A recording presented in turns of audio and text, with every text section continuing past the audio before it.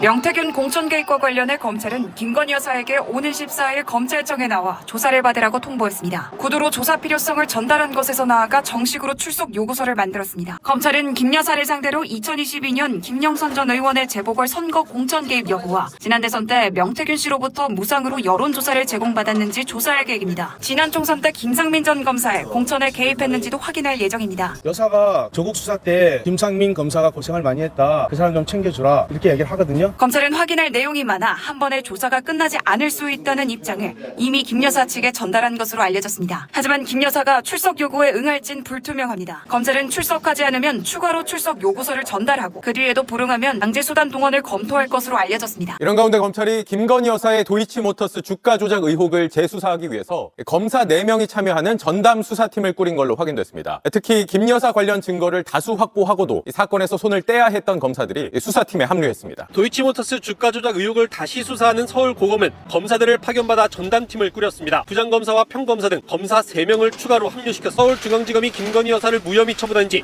7개월 만에 본격적으로 재수사에 나선 겁니다.